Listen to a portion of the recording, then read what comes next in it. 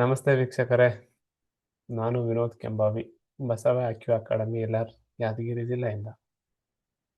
ಇವತ್ತು ಒಳ್ಳೆ ಟಾಪಿಕ್ ಏನಪ್ಪ ಅಂದರೆ ಅಲರ್ಜಿ. ಅದಲ್ವಾ? ಅಲರ್ಜಿ ಅಂದರೆ ಎಲ್ಲರಿಗೂ ಗೊತ್ತಿರೋ ವಿಷಯ. ಬೆಳಗ್ಗೆ ಎದ್ದ ತಕ್ಷಣವೇ ಸ್ಟಾರ್ಟ್ ಆಗಿಬಿಡುತ್ತೆ ಕೆಲವೊಬ್ರಿಗೆ. ಸರ್ ಬೆಳಗ್ಗೆ ಎದ್ರೇ ಸಿಕ್ಕಾಪಟ್ಟೆ ಸೀನ್ ಬರುತ್ತೆ, ಸ್ಟಾಪೇ ಆಗಲ್ಲ. ಇಲ್ಲ ಕೆಲವೊಬ್ರಿಗೆ ಏನಾಗುತ್ತಪ್ಪ ಅಂದರೆ ಈ ಡಸ್ಟ್ ವೆಹಿಕಲಲ್ಲಿ ಹೋಗುವಾಗ ಅಥವಾ ರೋಡಲ್ಲಿ ಹೋಗುವಾಗ, ಬೈಕ್ ತೊಗೊಂಡು ಹೋಗುವಾಗ ಏನೋ ಒಂದು ಸ್ಮೆಲ್ ಬಂತಪ್ಪ ಅಂದರೆ ಸೀನ್ ಬರೋಕ್ಕೆ ಸ್ಟಾರ್ಟ್ ಆಗುತ್ತೆ. ಹೆಂಗೆ ಸೀನ್ ಇರುತ್ತೆ? ಕಂಟಿನ್ಯೂ ಆಗಿರುತ್ತೆ. ಅದಕ್ಕೆ ನಾವೇನಂತೀವಿ, ಡಸ್ಟ್ ಅಲರ್ಜಿ ಅಂತೀವಿ.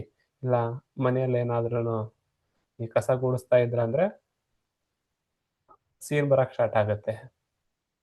ಅದನ್ನು ಕೂಡ ಡಸ್ಟ್ ಅಲರ್ಜಿ. ಇಲ್ಲ ಕೆಲವರಿಗೆ ವಾರಕ್ಕೊಮ್ಮೆ ನೆಗಡಿ ಆಗ್ತಾ ಇರುತ್ತೆ. ಪದೇ ಪದೇ ನೆಗಡಿ ಹಾಗೇನೆ ಇರುತ್ತೆ. ಒಂದು 7 ಡೇಸ್ ಬರುತ್ತೆ, ಮತ್ತೆ ಒಂದು 7 ಡೇಸ್ ಸ್ಟಾಪ್ ಆಗುತ್ತೆ, ಮತ್ತೆ 7 ಡೇಸ್ ಬರುತ್ತೆ. ಈ ಥರ ಬರ್ತಾ ಇದೆ ಅಂದರೆ ನಿಮಗೆ ಅಲರ್ಜಿ ಆಗಿರುತ್ತೆ. ಕೆಲವೊಬ್ಬರಿಗೆ ಈ ಡಸ್ಟಿಗೆ ಅಲರ್ಜಿ ಬರುತ್ತೆ. ಮತ್ತು ಕೆಲವು ವಾಸನೆ, ಸ್ಮೆಲ್, ಅಗರಬತ್ತಿ ವಾಸನೆ ತಗೊಂಡೆ ಅಥವಾ ಇನ್ನೊಂದೇನೋ ಬ್ಯಾಡ್ ಸ್ಮೆಲ್ ಬಂತು ಅಂದರೆ ಅಲರ್ಜಿ ಬರೋಕ್ಕೆ ಸ್ಟಾರ್ಟ್ ಆಗುತ್ತೆ. ಇದಕ್ಕೆ ನಾವೇನಂತೀವಿ, ಸ್ಮೆಲ್ ಅಲರ್ಜಿ ಅಂತೀವಿ. ಅಗರಬತ್ತಿ ವಾಸನೆ ತಗೊಂಡೆ ಅಥವಾ ಡಸ್ಟಿಗೆ ಹೋದೆ, ಮಾರ್ನಿಂಗ್ ಸೀನ್ ಬರ್ತಾ ಇದೆ ಅಂದರೆ ಎಲ್ಲವೂ ಅಲರ್ಜಿ. ಇನ್ನು ಕೆಲವೊಬ್ಬರಿಗೆ ಈ ನಾಯಿ ಮರಿ, ಈ ಬೆಕ್ಕು ಮರಿ ಮುಟ್ಟಿದ್ರೆ ಅಂದರೆ ಒಂಥರ ಸ್ಕಿನ್ ರ್ಯಾಷಸ್ ಆಗಕ್ಕೆ ಸ್ಟಾರ್ಟ್ ಆಗಿಬಿಡುತ್ತೆ. ಆ ಥರ ಆಗ್ತಾ ಇದೆಯಪ್ಪ ಅಂತಂದರೆ ಅದು ಸ್ಕಿನ್ನಲ್ಲಿ ತೊಂದರೆ ಆಗ್ತಾ ಇರುತ್ತೆ.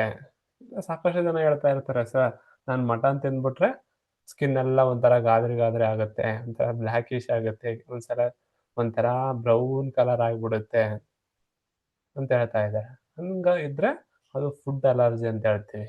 ನೀವು ಫುಡ್ಡು ತೊಗೊಂಡಾಗೆ ಅಲರ್ಜಿ ಸ್ಟಾರ್ಟ್ ಆಗ್ತಾ ಇದೆ ಅಂತಂದರೆ ಮಟನ್ ಏನು ಮಾಡುತ್ತೆ, ನಿಮ್ಮ ದೇಹದಲ್ಲಿ ಕೋಲ್ಡ್ನೆಸ್ಸನ್ನು ಇನ್ಕ್ರೀಸ್ ಮಾಡುತ್ತೆ. ಇಲ್ಲ ಕೆಲವೊಬ್ಬರು ಈ ಮಿಲ್ಕ್ ಆದ ಫುಡ್ಗಳು ತೊಗೊಂಡ್ರೆ, ಮಿಲ್ಕ್ ಇರೋ ಫುಡ್ ತೊಗೊಂಡೆ, ಮೊಸರು ತೊಗೊಂಡೆ, ಹಾಲು ತೊಗೊಂಡೆ, ಮಜ್ಜಿಗೆ ತೊಗೊಂಡೆ, ಈ ಥರ ತೊಗೊಂಡಾಗೆ ನನಗೆ ಅಲರ್ಜಿ ಜಾಸ್ತಿ ಆಗುತ್ತೆ, ಸಿಂಪ್ಟಮ್ಸ್ ಜಾಸ್ತಿ ಆಗುತ್ತೆ ಅಂತ ಹೇಳ್ತಾ ಇರ್ತಾರೆ. ಇವೆಲ್ಲವೂ ಎದಕ್ಕೆ ಬರ್ತಾ ಇದೆ?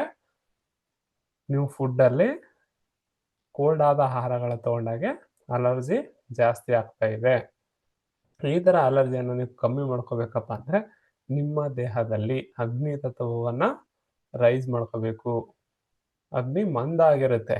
ಆ ಅಗ್ನಿ ಮಂದವನ್ನು ರೈಸ್ ಮಾಡ್ಕೋಬೇಕಂದ್ರೆ ಸ್ಟಮಕಲ್ಲಿ ಫಸ್ಟ್ ನಾವೇನು ಮಾಡಬೇಕು, ಸ್ಟಮಕಲ್ಲಿ ಅಗ್ನಿಯನ್ನು ಕ್ರಿಯೇಟ್ ಮಾಡಬೇಕು. ಸ್ಟಮಕಲ್ಲಿ ಅಗ್ನಿ ಕ್ರಿಯೇಟ್ ಮಾಡಬೇಕಪ್ಪ ಅಂದರೆ ಈ ಸ್ಟಮಕ್ ರಿಫ್ಲೆಕ್ಸ್ಗೆ ಸ್ಕೈ ಬ್ಲೂ ಕಲರ್ ಹಾಕಿ ಎರಡೂ ಕೈಗೆ ಹಾಕಬೇಕು.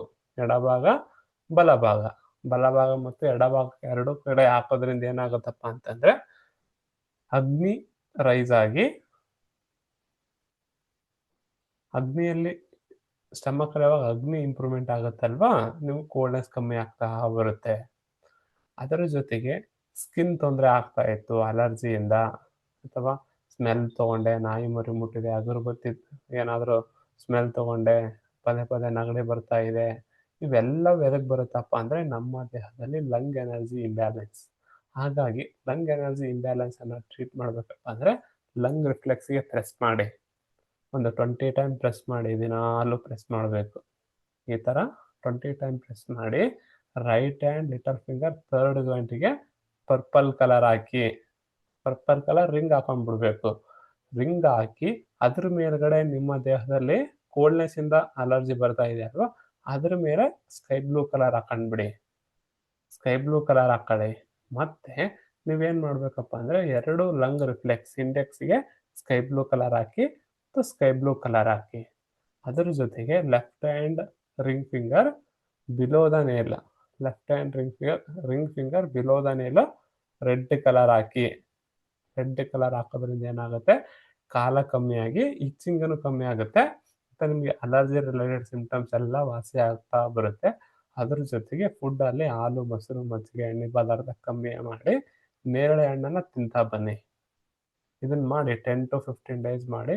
15 ದಿನದಲ್ಲೇ ಎಷ್ಟೋ ನಿಮಗೆ ರಿಸಲ್ಟ್ ಕಾಣುತ್ತೆ. ಸರಿನಾ? ಓಕೆ, ಸಿಗೋಣ ಮತ್ತೆ. ಧನ್ಯವಾದಗಳು.